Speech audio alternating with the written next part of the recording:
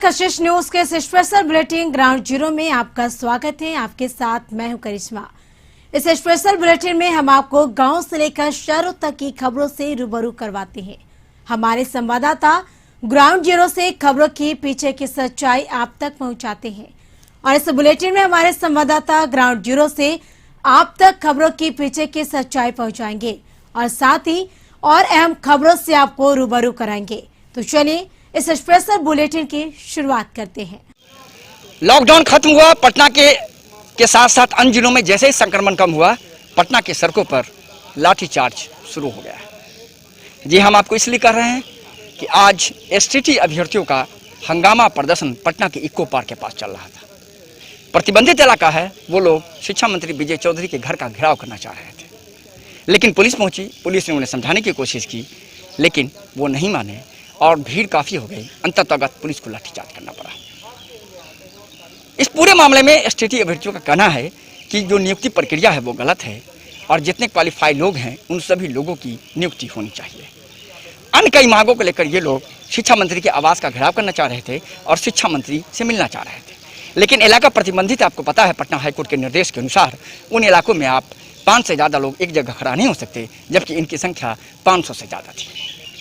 हंगामा हुआ, झड़प हुई पुलिस के साथ। पुलिस ने लाठीचार्ज कर दिया, दौड़ा के पीटा गया है। कई अभ्यर्थी घायल हुए हैं, उसमें एक मजिस्ट्रेट भी शामिल है जिनके पैर में चोटें लगी हैं। लगभग आधे घंटे तक पूरा इको पार्क का इलाका रण क्षेत्र में तब्दील रहा। हंगामा ज्यादा होता देख भारी संख्या में पुलिस फोर्स को तैनात किया गया है। कई लोगों को हिरासत में लिया गया है और फिलहाल स्थिति पर नियंत्रण करने का प्रयास किया जा रहा है। वहां से लाठी खाने के बाद ये लोग तेजस्वी यादव के पास पहुंचे और तेजस्वी यादव ने यहाँ कहा कि ये सरकार बेशर्म हो चुकी है, नीतीश कुमार थक चुके हैं और ये सरकार छात्र छात्राओं पर अभ्यर्थियों पर लाठीचार्ज कराती है, नौकरी देती नहीं है और लाठीचार्ज कराती है। तेजस्वी यादव ने एसटीटी अभ्यर्थियों पर लाठीचार्ज के बाद नीतीश कुमार पर जमकर निशाना साधा और कहा कि निश्चित तौर पर जनता ने जो जनादेश दिया था उसे संभाल नहीं पा रहे हैं और नीतीश कुमार जितने थके हुए मुख्यमंत्री है, शायद इससे ज़्यादा थका हुआ मुख्यमंत्री किसी राज्य का नहीं हो सकता। सवाल सीधा था कि विपक्ष भी अब राजनीति रंग में आ गया है और एसटीटी अभ्यर्थियों पर लाठीचार्ज के बाद एक तरफ पुलिस मोर्चा संभाल रही है, दूसरी तरफ तेजस्वी यादव ने सरकार पर जमकर हमला बोला है। मुर्गोबालम, कशिश न्यूज, पटना। नक्सलियों के खिलाफ बिहार में लगातार अभियान चल रहा है और इस अभियान में स्थानीय पुलिस के साथ ही अर्धसैनिक बलों की टीम अलग अलग जिलों में काम कर रही है, चाहे वह सीआरपीएफ हो, कोबरा हो, एसएसबी हो या बिहार की एसटीएफ हो। अलग अलग जिलों में इनपुट के आधार पर कार्रवाई कर रही है और इसके साथ ही जब सर्च अभियान चलाया जाता है समय समय पर, जिसमें नक्सलियों के साथ मुठभेड़ भी होती है। सरकार द्वारा, केंद्र सरकार द्वारा जो विशेष रूप से नक्सलियों के खिलाफ कई सालों से अभियान चलाने की जो नीति बनाई गई है उसका असर दिख रहा है और अभी हाल ही में जो केंद्र सरकार के गृह मंत्रालय की रिपोर्ट है उसमें बिहार के 6 जिले को नक्सल मुक्त किया गया है। अभी कुल 16 जिले नक्सल प्रभावित जिले थे जिसमें नक्सलियों का ज़्यादा वर्चस्व था। तो अभी जो रिपोर्ट आई है उसमें 6 जिलों को नक्सल मुक्त किया गया है और अब सिर्फ 10 जिले जो हैं वो नक्सल प्रभावित हैं और वहाँ भी नक्सलियों का प्रभाव कम हो रहा है। जिन जिलों को केंद्र सरकार के गृह मंत्रालय ने नक्सल मुक्त किया है उसमें मुजफ्फरपुर, वैशाली, जहानाबाद, नालंदा, अरवल और पूर्वी चंपारण है। जबकि अभी भी जो नक्सल प्रभावित इलाके जिसे गृह मंत्रालय मान रही है उसमें रोहतास, गया, नवादा, जमुई, लखीसराय, औरंगाबाद, बांका, मुंगेर और पश्चिम चंपारण है। औरंगाबाद को विशेष रूप से सबसे ज़्यादा नक्सल प्रभावित माना गया है। गौरतलब है कि पिछले कुछ दिनों पहले भी केंद्रीय गृह मंत्रालय ने बिहार के 7 जिले को नक्सल मुक्त किया था, जिसमें पटना, सीतामढ़ी, भोजपुर, बगहा, बेगूसराय, खगड़िया और शिवहर है। जो नक्सलियों का प्रभाव कम हो रहा है उसके पीछे रणनीति यह है कि एक तरफ सुरक्षा बल नक्सलियों के खिलाफ कार्रवाई करती है और दूसरी तरफ जो नक्सल प्रभावित इलाके हैं वहाँ विकास की जो योजनाएं हैं उसके लिए विशेष अलग से राशि दी जा रही है। उस इलाके में आधारभूत संरचनाओं को मजबूत किया जा रहा है और जो नक्सल प्रभावित इलाके के युवा युवती हैं उन्हें विशेष प्रशिक्षण देकर स्वरोजगार के लिए प्रेरित किया जा रहा है और सरकार की ये जो योजना है वो सफल होती दिख रही है। अरुण चौरसिया, कशिश न्यूज, पटना। मौत कब, किसको और कहाँ आती है ये तो कहना मुश्किल है। अभी हम मौजूद हैं अनुमंडलीय अस्पताल बाढ़ में। आज सुबह सुबह बेलछी थाना क्षेत्र के मसत्थू गांव के 3 लोग जो हैं वो शौच के लिए निकले थे। इसी दरमियान झमाझम बारिश होने लगी और बारिश के कारण जो है आकाशीय बिजली गिरी और 2 लोग इसके चपेट में आ गए, जिससे उनकी मौत घटनास्थल पर भी हो गई और एक घायल हो गए, जिसे ग्रामीणों के द्वारा इलाज के लिए अनुमंडलीय अस्पताल बाढ़ लाया गया है। वहीं इस घटना की जानकारी बाढ़ के अधिकारियों को दी गई है, लेकिन अभी तक प्रखंड विकास पदाधिकारी और अंचलाधिकारी जो हैं वो अनुमंडलीय अस्पताल नहीं पहुंचे हैं, जिससे वहां के ग्रामीणों में आक्रोश देखा जा रहा है। लेकिन बेलछी पुलिस जो है वो मौके पर आई है और जो पोस्टमार्टम की प्रक्रिया है उसमें लग गई है और उनका पोस्टमार्टम करा करके सब जो है वो परिजनों को सौंप दिया है। तो बता दें कि इन दिनों लगातार बिहार से ये खबर आती है कि आकाशीय बिजली गिरने से लोगों की मौत होती है और यहाँ भी वही घटना हुई है। और लेकिन ये बता दूं कि ये लोग जो हैं आपदा के तहत मिलने वाली राशि की भी मांग कर रहे हैं, लेकिन अब देखना होगा कि ये अधिकारी लोग कब इनको आपदा की राशि दिलवा पाते हैं। वहीं हमारे साथ बहुत सारे लोग हैं, जरा हम उनसे जानते हैं। हाँ बताइए, ये घटना कैसे हुई थी? घटना सर सोच के निकला था, इसी दरमियान में बिजली चढ़का, वज्रपात गिरा, दोनों ही लड़का गिर गया। 3 जन था, 1 जन तो ठीक है, 2 लड़का वहीं मौत हो गई। तो क्या इसकी सूचना अधिकारियों को दिया गया? हाँ सर, सबको दिए थे, कोई भी नहीं कोई नहीं आया सर, बहुत लेट से आए। क्या मांग है आप लोगों का? मांग है सर उसका जो हर्जाना है मुआवजा सर मिल जाए, अच्छी बात है, गरीब है सर, और इससे बढ़कर आपसे ज़्यादा से कौन जानता है सर। तो ये हमारे साथ ग्रामीण हैं, इनका कहना है कि वे लोग जो हैं वो मृतक वो गरीब तबके से आते हैं और सरकार से इनका मांग है कि आपदा के तहत जो राशि मिलती है वो मिल जाए, ताकि इनके परिवार का भरण पोषण हो सके और लोग अपनी जिंदगी जो है वो किसी तरह गुजर बसर कर सके। बाढ़ से कशिश के लिए अजय कुमार मिश्रा।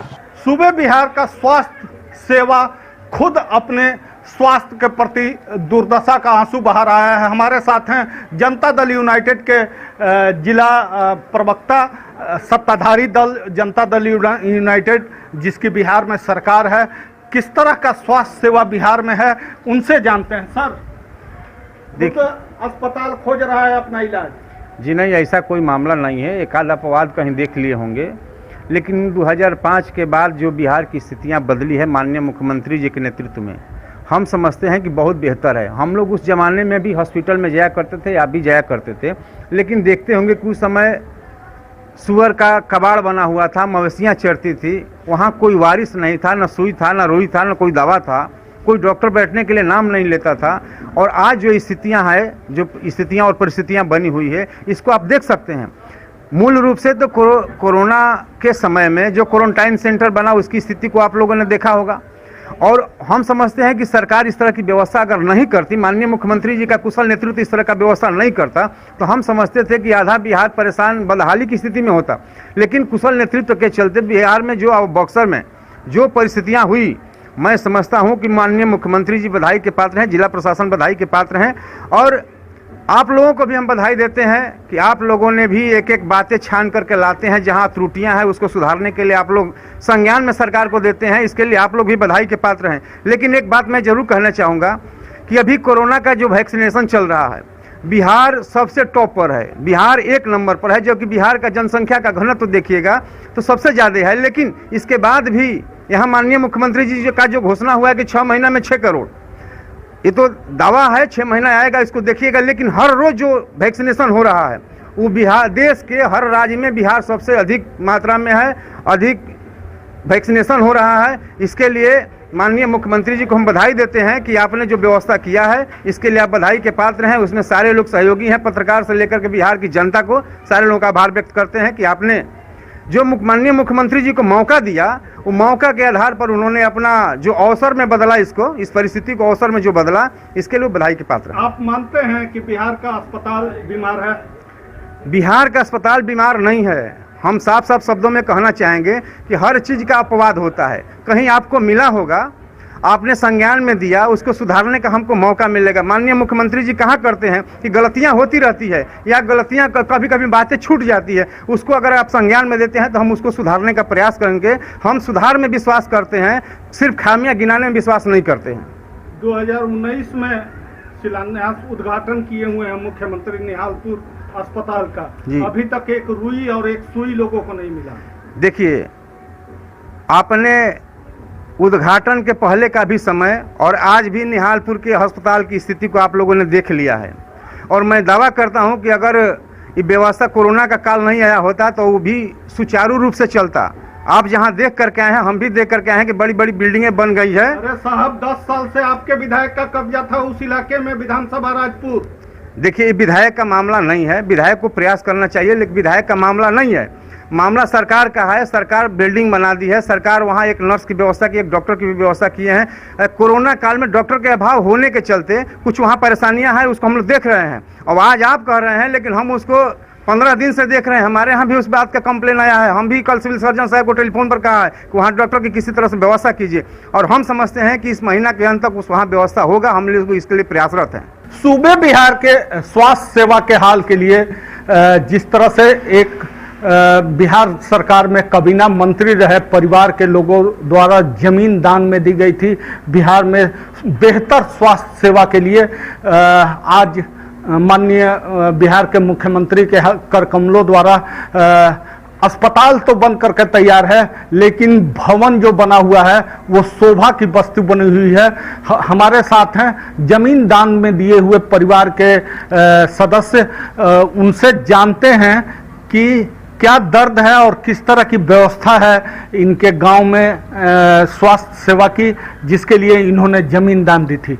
जी, आपके गांव में जो स्वास्थ्य सेवा का हाल है, जमीन आपने दान दी थी, आपके पूर्वजों ने दी थी, क्या पूरा मामला रहा है और आज क्या स्थिति है स्वास्थ्य की? देखिए, जैसे आपका क्वेश्चन हुआ कि पहले क्या स्थिति है और आज की क्या स्थिति है, मैं पहले की स्थिति मैं आपको ये बताना चाहता हूँ कि जब बाबा हमारे पहले विधायक हुआ करते थे बक्सर विधानसभा क्षेत्र से, तो उस समय उन्होंने गांव में ज़मीन दी हॉस्पिटल बनाने के लिए। हॉस्पिटल की कार्रवाई भी पूरी हो चुकी और बनकर लगभग तैयार है। और तैयार होने के बाद मैं कशिश न्यूज़ को यह बताना चाहता हूं खास तौर से कि जो ठेकेदार है वो ठेकेदार बनाकर उसके बाद बिल्डिंग जो है, बिल्डिंग की चाबी जो है स्वास्थ्य विभाग को दे भी दी गई है, लेकिन अभी तक कोई भी उसमें, मैंने लिखित रूप से अमन समीर साहब को जो बक्सर के जिलाधिकारी हैं या फिर सिविल सर्जन हैं, मैंने उनको लिख के दिया है। मैंने राज्यपाल महामहिम राज्यपाल जी को भी प्रतिलिपि उसके सूचना भेजी है। मैंने कई जगह दरवाजा खटखटाया है, लेकिन इसके बावजूद भी आज वो बिल्डिंग 10 की 10 पड़ी हुई है। और हमारे ज़मीन में, जो कि बहुत बेशकीमती ज़मीन है, मैं आपको एक बात बताऊँ, बहुत बेशकीमती ज़मीन है, और वो गाँव की गोइडा ज़मीन जिसको बोलते हैं वो है, तो वो मतलब बस्ती की ज़मीन है, और मैंने वो दिया है दान। और लेकिन आज तक 10 का 10 वही स्वास्थ्य व्यवस्था लचर, वहाँ कोई भी डॉक्टर नहीं। इस महामारी में भी मैं आपको एक बात बताऊं कि इस महामारी में भी वहाँ कोई भी स्वास्थ्य उपकेंद्र नहीं खुल सका है। क्या मांग करेंगे? बिल्कुल सरकार से ये मांग करेंगे कि पंचायत की सुविधा के लिए, प्रखंड की सुविधा के लिए हमारे गाँव में जो बिल्डिंग बना है, वैसा बिल्डिंग हमको नहीं लगता है कि कहीं शायद दूर दराज के इलाकों में होगा। एकदम निश्चित रूप से उसको बनना चाहिए, उसमें काम सुचारू रूप से काम चलना चाहिए। डॉक्टर नर्सेज और डॉक्टर साहिबा का उसमें फ्लैट बना हुआ है, बिल्डिंग बना हुआ है, उन लोगों के लिए अलग क्वार्टर बना हुआ है। तो why not Nihalpur, why not ये बक्सर और others and others and others. Nihalpur बिल्कुल रोड पे है।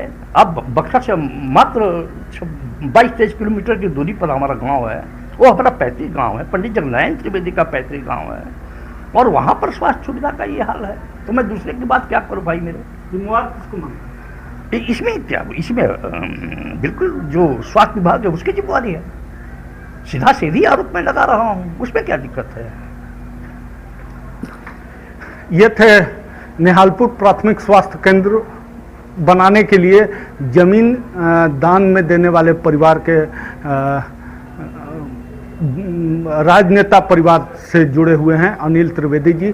उनसे हमारी खास बातचीत जो अभी कशिश न्यूज़ की हो रही थी, उनका साफ कहना है कि बिहार की जनता को अच्छे बिल्डिंग्स के साथ साथ स्वास्थ्य की सेवा बेहतर ढंग से दी जाए, बिहार सरकार से यह मांग करते हैं। बबलू उपाध्याय, कशिश न्यूज़, बक्सर। फिलहाल रुकते हैं एक छोटे से ब्रेक के लिए। ब्रेक के बाद भी ग्राउंड जीरो से हमारी एक खास रिपोर्ट जारी। बाद आपका स्वागत है। ग्राउंड जीरो से खबरों के सिलसिले को आगे बढ़ाते हैं और वो खबर जो आम लोगों से जुड़ी हुई है, जिसका आम लोगों के जनजीवन पर खासा प्रभाव पड़ रहा है। तो देखिए ये खास खबर। के लोहेवा थाना क्षेत्र के कनकनी में विगत पिछले महीने नाली विवाद में चाकूबाजी में एक रोशन की मौत मामले में परिजन और सैकड़ों समर्थक आज लोहेवा थाना का घेराव कर पुलिस के खिलाफ कर रहे हैं प्रदर्शन। गंभीर वर्मा चौक में धरना प्रदर्शन करेंगे, वहाँ भी नहीं होगा, आगे तक जाएंगे, लेकिन हम अपने बच्चे के लिए जान देने के लिए तैयार हैं। क्या मेरा बच्चा नहीं तो हम लोग क्यों? आज वो आदमी छूट गया था, दूसरे को मरता है तो क्या रिस्क लेगा? सर ये पुलिस रिस्क लेगा कि हाँ दूसरे का हो सकता है, कल हम मेरा बेटा है तो वो अगर कुछ होगा तो रिस्क लेगा पुलिस। मामला था लोहेवा थाना क्षेत्र के कनकनी बस्ती का, जिसमें नाली विवाद में एक की मौत हो गई है और एक जिंदगी और मौत से जूझ रहा है। परिजन का आरोप है कि पुलिस एक तरफा कार्रवाई कर रही है, जिसके कारण आरोपी आज भी खुलेआम घूम रहे हैं। अब देखना यह होगा कि पुलिस कब तक आरोपियों को गिरफ्तार कर पाती है। बागमारा से कशिश के लिए सुधीर सिंह। से कोरोना के संक्रमण में गिरावट देखी जा रही है और अनलॉक 3 जो किया गया है उसके बाद कहीं ना कहीं लोगों में लापरवाही देखी जा रही है, चाहे मास्क को लेकर कह लें या सोशल डिस्टेंसिंग को लेकर कह लें, तो कहीं ना कहीं लापरवाही। आप हमारे पीछे नज़ारा देख सकते हैं कि एक स्पेशल ड्राइव चलाया गया आज कटिहार में कि लोगों का मास्क चेकिंग किया जा रहा है और लोगों से फाइन वसूला जा रहा है। लोगों में स्वयं ये जागरूकता होनी चाहिए कि कोरोना अभी गया नहीं है। कोरोना के दौरान जो भी प्रोटोकॉल है उस प्रोटोकॉल का पालन किया जाना चाहिए। आप नज़ारा देख सकते हैं कि तमाम जो पुलिस पदाधिकारी हैं तमाम लोगों का मास्क चेकिंग कर रहे हैं कि वो मास्क पहने हैं कि नहीं। हम आपको सीधे रूबरू करवाते हैं जो मजिस्ट्रेट हैं सर, जिला सांख्यिकी पदाधिकारी शैलेंद्र कुमार। सर, क्या अभियान चलाया जा रहा है? देखिए, हमारे ज़िले में डीएम साहब की अध्यक्षता में मास्क ड्राइव हो रहा है कि मतलब जो कोरोना का अभी कहर था उससे बचने के लिए लोगों को बचाया जा सके, हॉस्पिटल्स पे इतना भार ना पड़े, लोग स्वस्थ रहें, तो उनको जागरूक करने के लिए मास्क ड्राइव है, जिसमें फाइन्स का प्राविधान है। जो फाइन्स इसलिए है कि ताकि लोग अवेयर हो, सोचे कि मतलब अगले टाइम नहीं करना है, नेक्स्ट टाइम नहीं करना है। और काफ़ी सफल रहा है, लोगों में दिख रहा है सुबह से कि काफ़ी लोग जागरूक हुए हैं, इतनी देर में ही जागरूक हुए हैं। आगे भी उनके द्वारा प्रॉमिस भी किया गया कि वो अब मास्क कभी नहीं उतारेंगे, हमेशा उसका पालन करेंगे। Thank you. हाँ, फाइन किया जा रहा है, 50 रुपये का फाइन है सरकार के द्वारा। तो निश्चित तौर पर लोगों को भी कहीं ना कहीं जागरूक होना पड़ेगा और ये समझना पड़ेगा कि मास्क जो है उनकी सुरक्षा के लिए है। आप तस्वीरों में स्पष्ट देख सकते हैं, पुलिस पदाधिकारी हैं और मजिस्ट्रेट खुद पूरे मामले की मॉनिटरिंग कर रहे हैं और 50 रुपये का नॉमिनल फाइन काटा जा रहा है ताकि लोग जागरूक हों, क्योंकि कोरोना अभी गया नहीं है। आपसे भी अनुरोध है कि मास्क जरूर पहनें, सोशल डिस्टेंसिंग का पालन अवश्य करें और अपनी बारी आने पर वैक्सीन जरूर लगवाएं, क्योंकि वैक्सीनेशन ही कोरोना से बचने का एकमात्र उपाय है।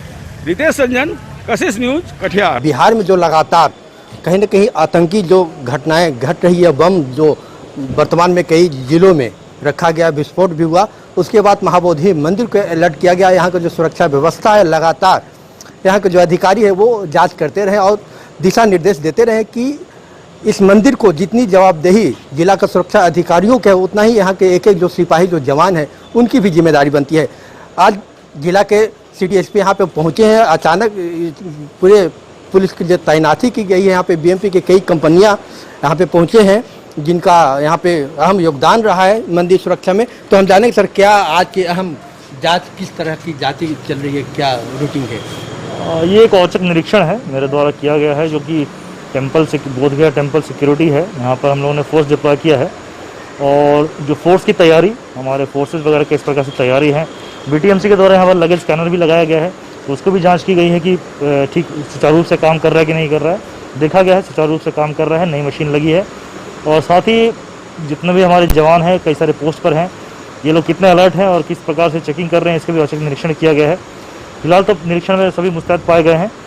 इसके अलावा फिर भी हमने निर्देश दिए हैं, मेरे साथ थाना प्रभारी भी हैं, लोकल SDPO भी हैं, मंदिर सुरक्षा प्रभारी इंस्पेक्टर भी, उन सबको निर्देशन और भी कुछ गाइडलाइंस दिया गया है। क्योंकि कुछ घटनाएं हुई हैं तो उसकी, और बोधगया टेम्पल हमेशा से एक हाई प्रायोरिटी रही है सुरक्षा के दृष्टिकोण से, तो इसी के लिए इसका औचक निरीक्षण किया गया है। और किसी प्रकार की कोई घटना ना हो उसको रोकथाम के लिए हमारे सारे ऑफिसर्स ट्रेंड है। फिर भी टाइम टू टाइम गाइडलाइंस देना ज़रूरी है और सुपरविजन भी करना ज़रूरी है। इसी पॉइंट ऑफ व्यू से हम लोग देख रहे हैं यहाँ पर, और हम लोग आगे भी इसे करते रहेंगे ताकि इसको पूरी तरह से फुल प्रूफ सिक्योरिटी हम लोग देख पाए। क्योंकि ये हम लोग पहले भी देख चुके हैं कि महाबोधि मंदिर में सुरक्षा पुख्ता इंतजाम होने के बावजूद भी बम लोग प्लान करके चले गए थे। और इस बार जो बिहार में जो गतिविधियाँ, क्या कि कोई इनपुट अभी मिली है क्या बोधगया से संबंधित? ऐसा नहीं, जनरल अलर्ट है सभी को, सभी टाइम टू टाइम आते रहते हैं और टाइम टू टाइम हम लोग रेगुलर बेसिस पे चेक करते हैं। पहले एक बार घटना हुई थी, उसके बाद से फिर यहाँ की सिक्योरिटी आप सभी को पता है पूरी तरह से रिवैम्प की गई थी और यहाँ पर BSAP की कंपनियाँ मौजूद हैं और उसके लिए हमारे एक डेडिकेटेड पुलिस इंस्पेक्टर हैं जो कि बोधगया मंदिर सिक्योरिटी को देखते हैं। उसके अलावा थाना प्रभारी बोधगया भी हैं, SDPO बोधगया भी हैं जो टाइम टू टाइम, इसके अलावा हमारे द्वारा और वरीय पदाधिकारी के द्वारा भी समय समय पर इसकी जाँच की जाती है। और फोर्स की जो प्रिपेयर्डनेस है, अलर्ट कितने हैं कि नहीं, ये भी हम लोग चेक करते हैं। आतंकी गतिविधियां जो रहा ये हम लोग कशिश पर पहले भी चला चुके हैं कई वर्ष पहले, और आज के भी दौर में आतंकियों का जो गतिविधि है बिहार में जो देखी जा रही है, ATS की टीम, NIA का टीम जो जांच कर रहे हैं, उनके अधिकारियों को द्वारा जांच की जा रही है। कहीं न कहीं महाबोधि मंदिर को बेहतर सुरक्षा प्रदान करने के लिए चिंता बिहार सरकार, उनके अधिकारियों की बनी हुई है, जिसकी वजह से तकरीबन अभी 7:30 बजे हैं। अब जिला के वरीय अधिकारी महाबोधि मंदिर की सुरक्षा के जायजा लेने के लिए पहुंचे हैं और इससे इनकार नहीं किया जा सकता है कि महाबोधि मंदिर आज भी आतंकियों के निशाने पर है। क्योंकि आतंकियों के निशाने पर होने की इनपुट जो देश के कई खुफिया एजेंसियां हैं उनके द्वारा भी अलर्ट जारी किया जा चुका है और उन सभी बिंदुओं पर ध्यान में रख करके गया के सिटी SP राकेश कुमार एक बिंदुओं पर जाँच कर रहे हैं और उनके द्वारा अधिकारियों को दिशा निर्देश दिया जा रहा है। जो है कि जो तमाम पुलिस फोर्सेज जो यहाँ पे तैयार हैं, खड़े हैं, जिम्मेदारियाँ बनती हैं, उन्हें बेहद हर कदम पे सावधानियाँ बरतने के लिए कहा जा रहा है। मैं गया बोधगया से कशिश के लिए Rajesh Kumar. Janakpur road railway station पे, ये सीतामढ़ी और दरभंगा के बीच का ये आदर्श रेलवे स्टेशन है। अंग्रेज़ों के ज़माने का ये बना रेलवे स्टेशन है। अपने आप में एक बहुत ही बड़ा नाम है जनकपुर रोड रेलवे स्टेशन का, चूँकि सीतामढ़ी जहाँ पे माँ जानकी का जन्मस्थली है और वहाँ से जनकपुर धाम जहाँ जो जाना है, नेपाल में पड़ता है जनकपुर धाम, वो एकमात्र किसी ज़माने में ये रास्ता था जिसकी वजह से इस जगह का नाम जनकपुर रोड पड़ा। जनकपुर धाम जाने का एकलौता ये रास्ता था उस ज़माने में और यही वजह है कि ये जनकपुर रोड के नाम से जाना जाता है। जहाँ जनकपुर धाम में राजा जनक जी का स्थल है, वहाँ पे उनका घर है उस ज़माने से, और कई मायने में ऐतिहासिक और यूँ कहें कि धार्मिक दृष्टिकोण से भी ये रेलवे स्टेशन काफ़ी महत्वपूर्ण माना जा रहा है। ऐसे में एक सबसे गंभीर समस्या जो इस रेलवे स्टेशन की है, जो अभी हल्की बारिश के जस्ट बाद ही यहाँ पे आप पीछे देख सकते हैं कि यहाँ पे किस तरह से पानी जमा हुआ है और इससे बदबू आ रही है। यहाँ से आने जाने वाले लोगों को इस गंदे पानी के रास्ते रेलवे स्टेशन पे जाना होता है और यही वजह है कि यहाँ के अक्सर लोग परेशान रहते हैं। कभी कभी बच्चे और बुजुर्ग इस पानी में गिर करके उनके कपड़े ख़राब हो जाते हैं। इतना ही नहीं, जब इस चीज़ की जानकारी के लिए अंदर जब मैं गया, अंदर स्टेशन मास्टर से मैंने सोचा कि उनसे हम ये जानकारी लें कि आखिर ये जल जमाव जो यहाँ पे है काफ़ी हर वक्त जब भी बारिश का ज़माना आता है लोग 2 से 3 महीने इस गंदे पानी के रास्ते जाने को मजबूर हो जाते हैं। जब मैं स्टेशन मास्टर से मैं मिलने पहुंचा तो उनकी हालत को देख करके मुझे ये लगा कि इनसे मैं क्या कंप्लेन करूं, क्योंकि स्टेशन मास्टर का जो कमरा है जहां पे खुद स्टेशन मास्टर बैठ करके अपनी ड्यूटी करते हैं उसमें भी पानी भरा हुआ था। अंदर जो मशीनें हैं जहाँ पे रेलवे की सारी सिग्नल्स वगैरह जो भी मशीनें हैं, अंदर जो मशीन का रूम है वहाँ भी पानी भरा हुआ था। जब हमने उनसे ये बात किया, उनसे जानने की कोशिश की, तो उन्होंने कहा कि इसके लिए जो मैकेनिकल डिपार्टमेंट है, PWI इसके लिए जिम्मेदार है। PWI चूँकि यहाँ पे उनका क्वार्टर है, क्वार्टर पे जब मैं उनसे मिल करके इस चीज़ की जानकारी लेने वहाँ पहुँचा, मैंने उनसे ये जानने की कोशिश की कि आखिर यहाँ पे जो जल जमाव है इसका उनके पास क्या उपाय है, या उन्होंने इसके लिए कोई कोशिश किया है या नहीं किया है। जब मैं उनके एक आवास पे गया तो उनके आवास बंद मिले, उनके कार्यालय में कोई भी आदमी चपरासी तक वहाँ पे दिखाई नहीं पड़ा। कितना दिन से पानी जमा है यहाँ पे? कितना पानी लग जाता है। कितना गंदा पानी है, लोग पूजा करने कैसे आते हैं? 15 दिन से ही मोटा पानी लगा हुआ जी। इसके निकासी का व्यवस्था रेल विभाग नहीं करा रही है। पानी में कैसा लग रहा है? पानी महकता है, पानी निकलने की कोई व्यवस्था नहीं है। क्या होना चाहिए इसमें? साफ सफाई रहना चाहिए। बाथरूम का सुविधा नहीं है। अगर कभी लेडीज अगर जेंट्स हो, अगर जरूरी हो जाए, कहाँ जाएगी? बाथरूम तो है बना हुआ उधर। नहीं सर, नाकाम है वो। कामयाब रहता तो इस बुद्धि का नाम होता। यही वजह है कि ये हकीकत से हम रूबरू अपने दर्शकों को नहीं करा पा रहे हैं कि आखिर इस पानी यहाँ पे जो गंदा पानी जमा है काफ़ी दिनों से, हल्की बारिश के बाद ही, अभी बरसात का 2 महीना पूरी तरह से बाकी है। ऐसे में आने वाले दिनों में इस स्टेशन पर जो मुसाफिर आएंगे उनकी हालत और भी बुरी होने वाली है, क्योंकि वहाँ पे PWI का क्वार्टर बंद मिला, जिसकी वजह से हम ये जानकारी नहीं मिल पाई।